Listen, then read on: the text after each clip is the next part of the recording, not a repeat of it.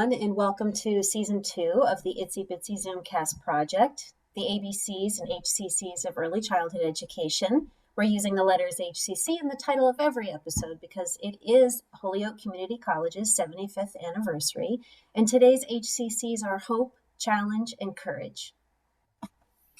Every episode, I get to bring two practicum students to the Itsy Bitsy Zoomcast because it's so important for them to connect with the professional side of the field. So I have two students who've designed today's episode. My students today are Ilana Thomas. Ilana, give a little wave. And Natasha Costa. And Natasha has her daughter with her because we know we support parents who are students. So one of the things that we've been talking about in our practicum seminar is there's a challenge that practicum students are anticipating having to face not only now, but when they're teachers in the field as we navigate past the pandemic. And they're very curious about what supports are children going to need, what supports are teachers going to need, what supports already exist. And they're really thinking deeply about what should they consider with their material selection or room arrangement or their routine. So they're having these questions and these great conversations. So Liz and I worked it into today's episode, and we brought with us two experts in the field, Evelyn Markham, who's a returning guest and a director, and Alice Barber, who does work on the mental health side for children and families. So we're really excited to have them both there. Alice, this is your first time on the Itsy Bitsy Zoomcast. Can you tell our viewers a bit about you and your work? Sure. Thank you so much for having me. So I've been a therapist for children, psychotherapist for children for 25 years, and my specialty is early childhood mental health, particularly working with kids who have experienced pretty intense trauma from multiple directions. And I currently work in private practice in East Hampton, and also do a little bit of work at ServiceNet in Northampton, and also through the Brookline Center for Mental Health through a program called Bright, and have a long history of working in community mental health in Springfield and Holyoke, and that's really where my passion is. And I'm also a trained art therapist. Ooh, we have that in common. My bachelor's degree is in fine art, and bringing creativity into my classrooms has always been a huge passion of mine. So that's exciting that we have that in common. Evelyn, you are a returning guest, but remind everybody what you do. So I am Evelyn Markham, and once again, thanks for having me again. This is wonderful. I am the director of the Springfield College Child Development Center here on the East Campus of Springfield College. I've worked here at this particular location for the last 12 years. The last 2.5, I've been directing the program. I am happy to say that I was a student at HCC back in the late 80s, early 90s. So it's been quite a long time ago, but that's where I got my passion, working with Gloria Lomax in her classes and working with young children. So I'm always excited to anything that HCC does, because it was such a wonderful program that I was part of. Thanks, Evelyn. I love that you bring up that foundational experience you had. I hope the same for my students now.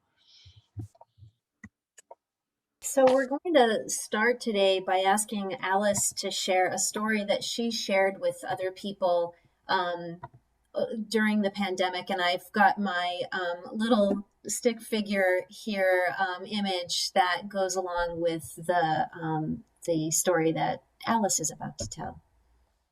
So this is a story about the pandemic.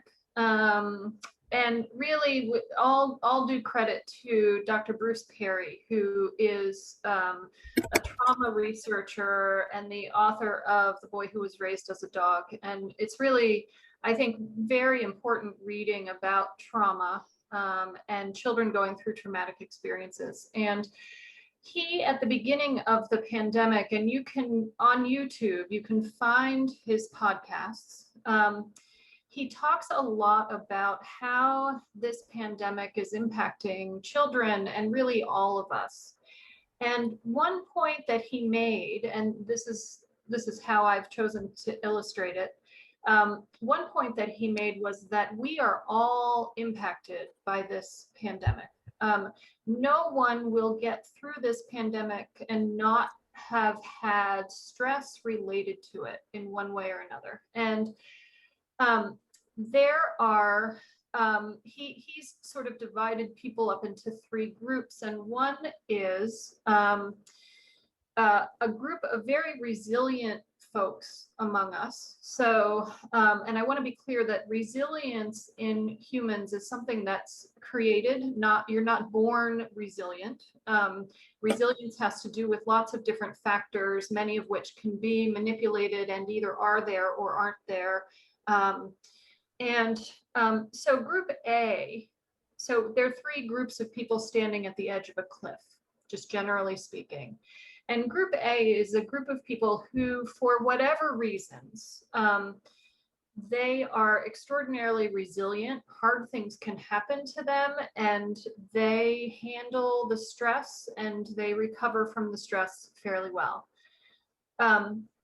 Group B is sort of the majority of the population that handles stress in an okay way. They aren't super, super resilient, but they have enough resilience that they sort of have some distance for themselves from the edge of the cliff on a good day, and can withstand, moderate to sometimes intense levels of stress. And then there's group C, who, for whatever reason and through no fault of their own, struggle with resilience, and so are always at risk of pretty intense reactions to stress. And in this case, in this way that I chose to illustrate this, are at risk of falling off the cliff. And what this pandemic has done, and I represented the pandemic in terms of a huge wave, like a tsunami, is pushed us all closer to the edge of that cliff, right? So group A ends up where you see B in this picture, and B ends up where you see C, and C ends up with the potential of falling off the cliff. And so through this pandemic, it's really behooving on groups A and B that we work really hard to keep C up on land. Because there are, and I'll be speaking to this later, but there are adults and children alike who have struggled really significantly during this pandemic, and children who have sort of been lost in the system.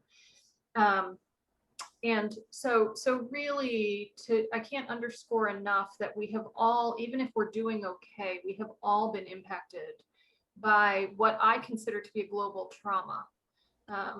And I'm going to state that really clearly for the record, that this has been a trauma that we have all been through and are still going through. I think that brings us really closely to the title of this episode, which is Hope, Challenge, and Courage, because there is a challenge for every human, and the people that we're thinking about right now who are working in the field, serving children and families, and the families and children themselves, it takes courage. It takes courage to get through this. It takes courage to find the hope. It takes courage to reach out for support. So I'm excited that we get to dive into this a little bit. Ilana has our first question, and she's actually going to read a two-part question. So Ilana, can you read that two-part question, and then Alice will respond, and then Evelyn as well? Yep, I'll be glad to. For her, what challenges are you seeing right now for children? And what would you expect to see in children as they process the stressors in their lives, especially as we move through a life-altering event like the pandemic? So it's a great question, and I'm going to answer this in two different ways. And one is sort of at the macro level. And so I think the challenges that I'm seeing right now for children, or the challenge that I anticipate seeing for children is, and this may sound kind of strange, but that we will go back to normal, that we will get kids back into schools and go back to the routines and everything that we had set up prior to the pandemic. And we do this a lot with little children. We go through something difficult, and the grown-ups wrap things up and we go like this, and then we expect children to sort of fall in line, right? So what's your problem? We're back to normal, right? Except that we're at the last third, maybe, hopefully, of this traumatic experience. And so my biggest fear right now is that, there's slightly more talk about child mental health and early childhood mental health right now. And so my fear for the children actually is that we will stop talking about it because we will go back to normal. I think also a huge challenge is in my world of therapy is that we are, as therapists, really, really overwhelmed with referrals right now. We get multiple referrals every single day. And there are very few of us who work with very, very young children. So that's definitely a struggle. I think when I think about what to expect, well, I'm gonna go back a second and say, so it's gonna take courage from those of us who work with very young children to keep this discussion alive. I think we're gonna have to be very, very brave when we're talking about the mental health and emotional state of our children to not sort of sweep it under the rug. So in terms of the behaviors I would expect to see in children, so it depends on the family. It depends on the child. It depends on their resilience. It depends on a lot of factors. So, I think if a child is going to be impacted negatively, you're going to see regression in behavior. So some things that you thought were resolved, like potty training or sleeping through the night or tantrums or things like that, and you expected your child to sort of have moved through them, may return. It's also true that before great periods of growth, children go through periods of regression anyway, right? So it's sort of a both and. You sort of look for the regression, understanding that it's going to lead to growth, but also there could be disruptions to their behaviors. The other thing that I'm going to say before we pass this along to Evelyn is that I worry about what they've lost in terms of the ability to separate from their core group of family, right? So in terms of separation anxiety, I'm expecting to see more separation anxiety and anxiety in general, because as an 8th grade student said to me, so this is a very competent 8th grade student, she said to me a few weeks ago, Alice, I've lost my brave.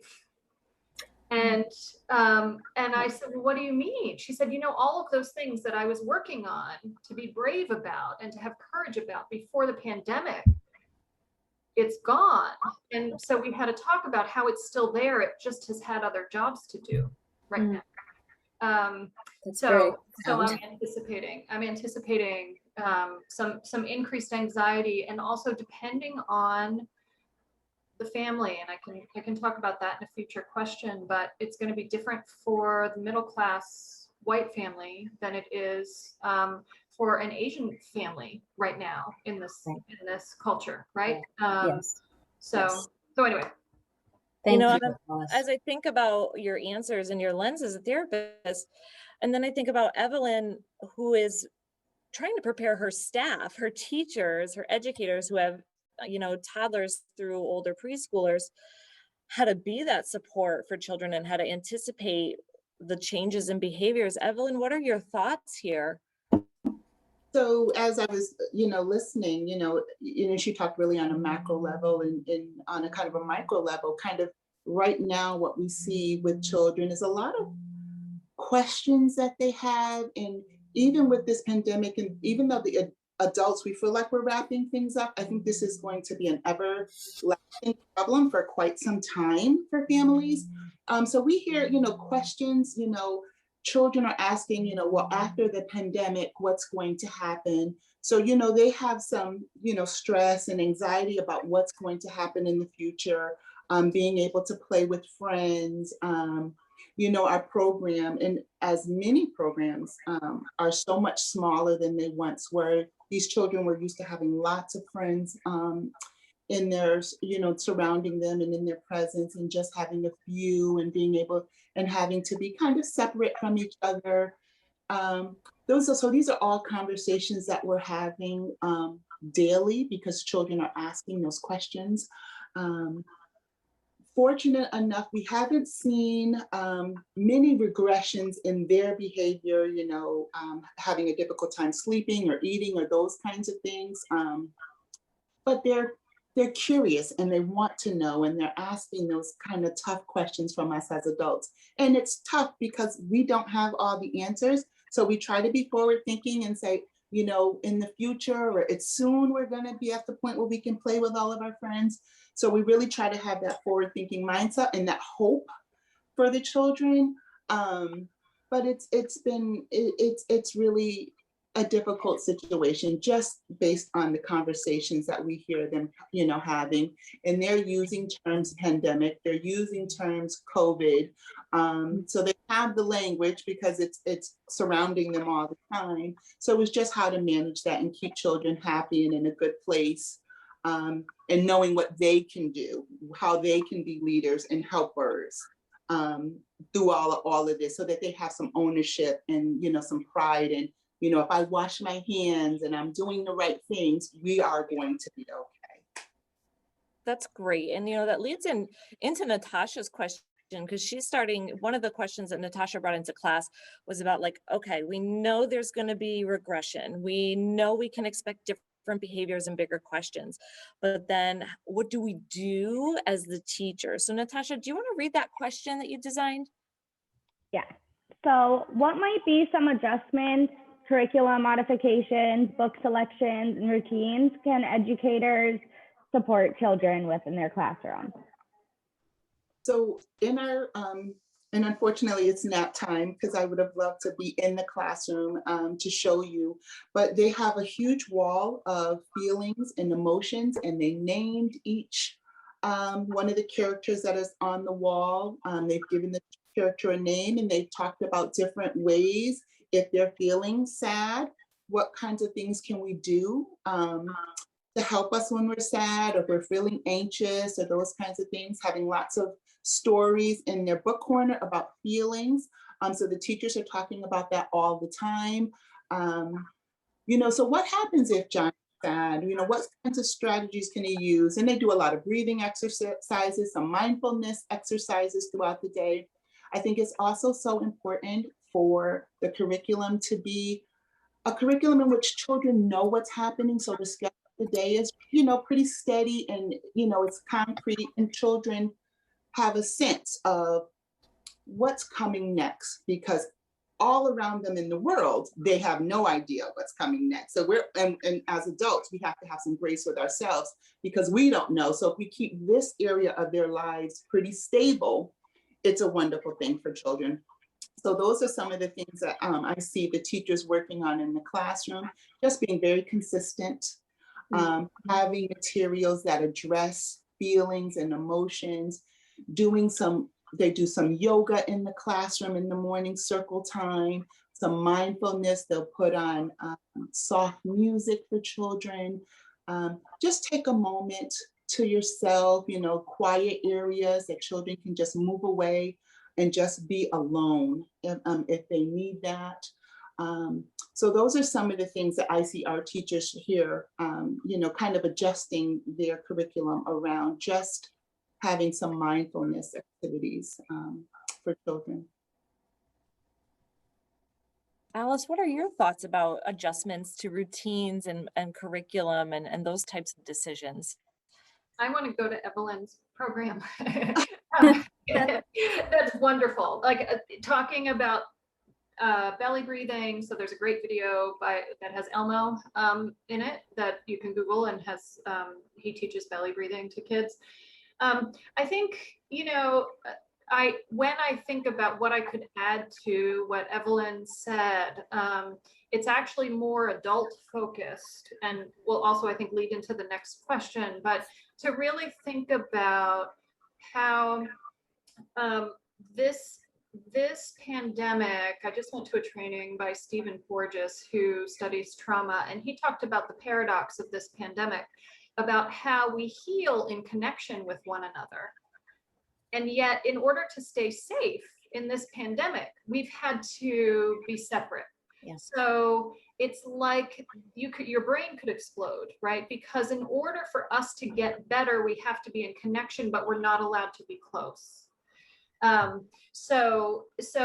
But when I think about classrooms, I think about the word co-regulation, and about how the children are really going to take their cues from the grown-ups that are surrounding them. And so if we can be regulated, so if I had my way, I'd work really hard right now to regulate grown-ups, so that we can share. So co-regulation is like sharing your regulation with somebody who's next to you. And you do that through the way that you speak, the way that you look at somebody, the position your body takes, some really basic, rather primitive ways of interacting.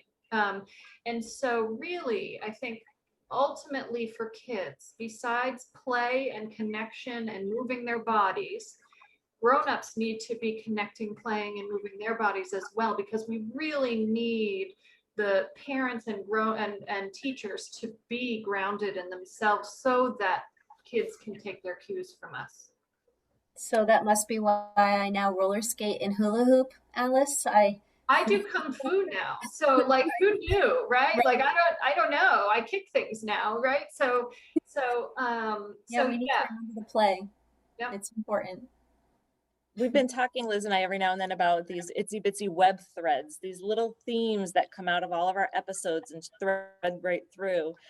And the need for adults to play and connection is something that's already, we're seeing in every episode this season, no matter what the topic, it's streaming right through. So hearing those words and then hearing how it's coming to life actively within programs like Evelyn's is really interesting for me to think about. Normally we have a 2-question episode, but this topic was so beefy with the students. They were so into it. Even though it's a longer episode, we had to layer on a 3rd question. So Natasha, can you ask our last question? Yes. What supports do you think our field, including teachers themselves, will need to help heal and readjust from the trauma of living through the pandemic? Oh, either of you can answer first on that one. Well, I will start. I feel like throughout this pandemic, teachers, and I hope all early childhood educators really understand their value and worth through all of this, because in order for the workforce to get back into place, they needed us. They need us. They currently need us. They needed us back then. And, I just want teachers to feel valued in that. They got themselves together. Some programs closed, some were emergency cares programs, but our program closed down for several months. And then pulling the teachers back together through all the nervousness and worry that they had about their own health and safety.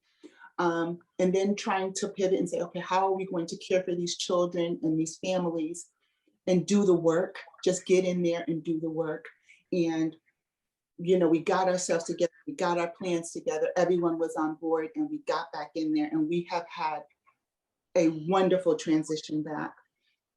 And I just want teachers to really just, to know that they are valued. And I hope that the stakeholders and those corporations out there really understand that these teachers are dedicated to children and to families, and that we came back, we knew, once we knew what we needed to do to keep ourselves safe, we came back to work, and we are there for children.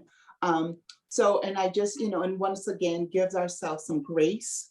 We're not going to get everything right and perfect, but we're going to do our best, and we're caring for children. We have happy children here and happy families here. And just continue to do what we're doing. Take the information that's given to us, and how do we put this in our program so that we are having children that are productive and growing, participating throughout the day.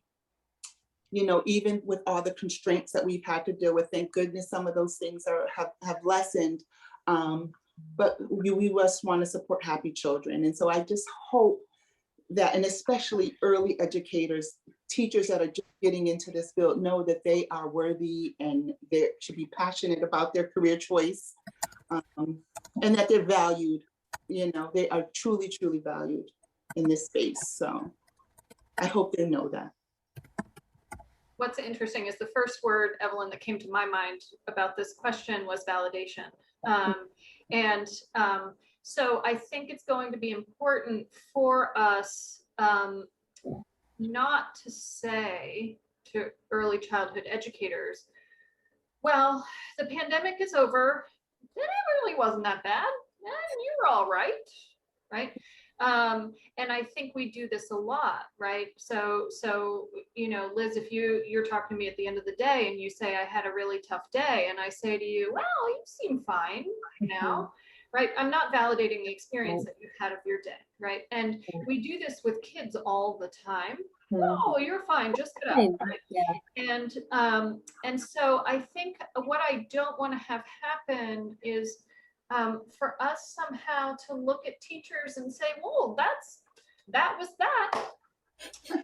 Right now, so get back to work. Get back to your undervalued work, doing the most important work that somebody can do, right? And so I think, to having moments where teachers can connect with one another, where parents can connect with one another, and to really be able to say, well, that was horrible. That was awful. And maybe there were some parts of it that weren't, right? And depending on the family, maybe there were some parts of it that weren't. But to really, really listen to the words the kids are saying about missing their friends. And you can say back to them, you miss your friends. You don't have to sugarcoat for them. Right. They know what's going on more than we ever give them credit for knowing. And so they know this has been a hard time. So not to say to them or the teachers, oh, this was run of the mill. 2020 was run of the mill, 2021, to really validate the experience. And often that's the difference of somebody being traumatized by a stressful event and not traumatized, is that their experience of it is validated. Yes, Liz, you had a tough day. And then you can internalize, I was right about that tough day. Right. And I'm seen and I'm heard. I'm seen and I'm heard. Yeah. So one of the trainings I went to recently, somebody said, people don't want to be fixed. They want to be heard. And I think that's really, really true. And we don't stop to listen. Yeah. And I find that when we ask our educator, how was your day? They tend to talk about the children or the class. And sometimes you have to say, no, how are you doing through all of it? We just have to, just like she was saying, just have to take a moment to say, how are you faring through all of this? Because it's not just what's happening at work, it's what's happening at home with your families, your community, globally.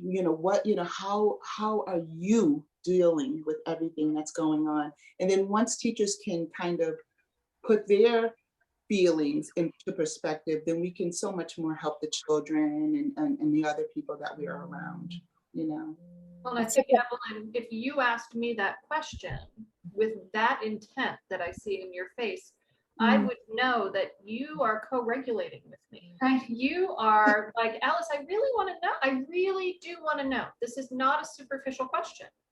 And I actually care about your answer. You're inspiring me to change our action steps. So now when we end our episodes, we like to ask folks who are listening to try an action step. And so what I'd like to say is that maybe it's okay to practice asking people how they're doing and trusting that you don't have to have the perfect answer for them, that just being there and listening and acknowledging that you hear them and that you're with them is enough. So I'm going to switch it up a little, Sheila, and suggest that one of the action steps is to just ask someone how they're doing and take a deep breath and breathe out as they answer, and know that you don't have to have the perfect response.